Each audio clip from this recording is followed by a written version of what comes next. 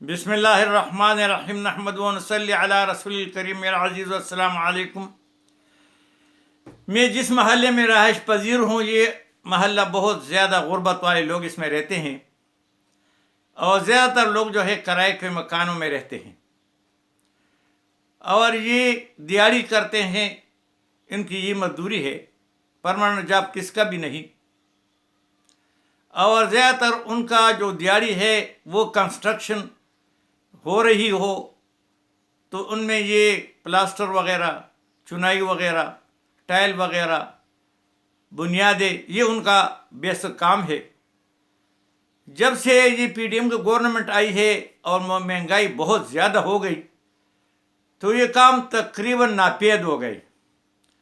अब वो सारे बेरोज़गार हैं, कहाँ दिहाड़ी नहीं लगती, बहुत ज़्यादा परेशान है। और इक्का दुक्का जो उनको ज़कात देते रहे वो ज़कात वाले भी ना रहे, क्योंकि वो भी गरीब हो गए। तो मस्जिद में बैठे थे तो उन्होंने कहा कि हाजी साहब, ये इलेक्शन हो रहा है, सुना है, तो क्या इसके बाद ये बिजली के बिल, गैस के बिल, आटा और जैसे और चीज़ें ज़रूरत की है, क्या ये सस्ती हो जाएंगी? तो मैंने कहा मुझे तो पता नहीं और लगता भी नहीं कि सस्ती हो जाएंगी। पाकिस्तान का ये तारीख़ है, जब भी कोई चीज़ महंगी हो गई कभी भी वो सस्ती नहीं हुई है और मज़ीद महंगा होता है। तो बस दुआएं करते रहें और तो कोई चीज़ मुझे नज़र नहीं आती अल्लाह के सिवा। इनसे उम्मीद नहीं रखना चाहिए, क्योंकि 2 साल हो गए किसी ने भी गरीब के बारे में, महंगाई के बारे में, बेरोज़गारी के बारे में एक बात भी नहीं की, बस आपस में लड़ रहे हैं।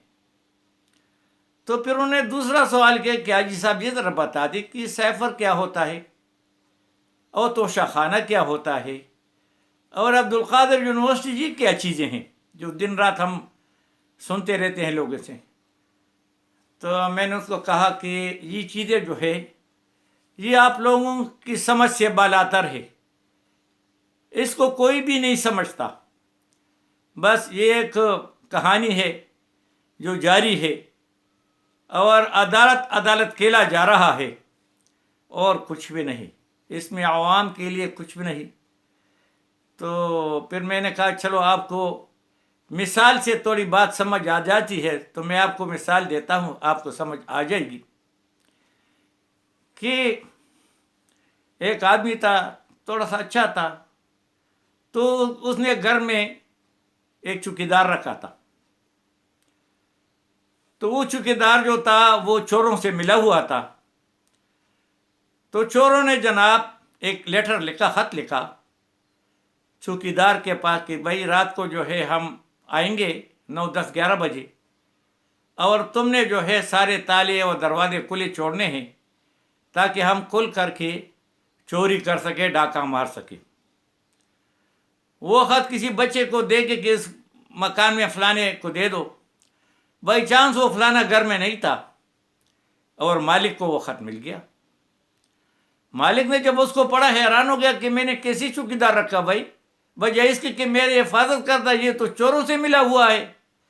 वो सीधा ताने में गया कि भाई ये ख़त मेरे पास देखो, ऐसे हाथ लगा और ये मेरा चौकीदार जो है वो तो ये करता है। ताने वालों ने उसको अंदर बंद किया कि भाई तुमने पराया ख़त क्यों खोला है, और उसको अंदर डाल दिया ताने में, हवालात में अंदर किया और पीछे से चोर आए और सब घर का सफाया किया। ये हाल जो है वो सैफ़र का है। सैफ़र जो है अमेरिका का बदमाश, जो ये दुनिया का बदमाश जो है वो अमेरिका है। पहले दुनिया जो थी वो बाइपोलर थी, यानी 2 उनके सींग थे, 2 ताकत थे। एक जो था वो रशिया था और दूसरा अमेरिका था। एक कम्युनिस्ट था, दूसरा कैपिटलिस्ट था। दोनों अपने अपने निज़ाम के लिए लड़ रहे थे और दुनिया 2 में तकसीम हो कि कोई एक से मिलता, कोई दूसरी से मिलता और लड़ाई की नौबत ना आती। बस पाकिस्तान ने भी और कई लोगों ने मिल के جو ہے وہ روس کو توڑا، 15 حصوں میں کیا، وہ تھوڑا کمزور ہو گیا، تو دنیا یونی پولر ہو گیا، ایک بدماش ہو گیا۔ ابھی وہ امریکہ جو ہے وہ سنگل سپر پاور ہے، اکیلے سپر پاور ہے، اگرچہ اللہ تعالیٰ سپر پاور ہے مگر وہ اپنے آپ کو سپر پاور کہتے ہیں اور ساری دنیا کو کنٹرول کرتے ہیں، اور ان کے پاس کنٹرولنگ ٹول ہیں۔ ایک ورلڈ بینک ہے، ایک UN ہے، ایک سیکیورٹی کونسل ہے، ایک IMF ہے، اور یہ ساری چیزیں ان کے کنٹرول میں ہیں۔ وہ جس کو کہتے ہیں ایسے کرو تو ایسے کرتے، جس کو کہتے ہیں ایسے کرو تو ایسے کرتا ہے۔ اور بڑی طاقت ان کی جو ہے جو استعمال کرتے وہ CIA ہے امریکہ کا، اور CIA جو ہے وہ جو ہے ہر ملک میں جو ان کی اپنی جو سیکیورٹی ادارے ہے وہ اس کو کنٹرول کرتے ہیں، اور وہ ملک میں جتنے بھی لوگ ہیں ان کو کنٹرول کرتے ہیں۔ یہی حال ہے۔ پھر میں نے ان کو سمجھایا کہ دیکھو ایک گاؤں پنجاب میں بہت زیادہ ہے، ہمارے ہاں نہیں ہے، یہاں یہ لوگ اس طرح کوئی نہیں مانتے، وہ سب بیوقوف لوگ ہیں، وہ ریفل سے بات کرتے ہو، چھوٹا بڑا نہیں مانتے۔ تو جناب پنجاب میں جو ہے چودھری ہوتا ہے، بہت بڑا ہوتا ہے، اور کئی صدیوں سے وہ آ رہے، اب باپ دادا سے وہ آ رہے ہوتے ہیں، اور انہیں ڈنڈے مار رکھے ہوئے ہوتے ہیں جو ان کو چودھری کے اشاروں پہ کام کرتے ہیں۔ اور جو آدمی ان کو تھوڑا سا اونچا چلتا ہے یا تھوڑا سا آگے پیچھے ان کو حکم نہیں مانتے یا ان کو شک گزرتا ہے، ان کو پکڑ کے اس کو وہ درگت بناتے ہیں کہ وہ زندگی بھر، اور لوگ جو دیکھتے اس کو ڈراتے ہیں تو وہ بھی ایسا کام نہیں کرتے۔ اور جو چودھری کہتا ہے، جو مرضی کہے اور جو مرضی کرے، کوئی اس کو کچھ بھی نہیں کہہ سکتا۔ حتیٰ کہ جو علاقے کی پولیس ہے وہ بھی بس چودھری صاحب جو کھلاتے پلاتے ہیں اور سارے مزے کرتے ہیں، کوئی جو بچ جاتا ہے تو پولیس سے ان کو مرواتے ہیں۔ یہ حال جو ہے امریکہ کا ہے۔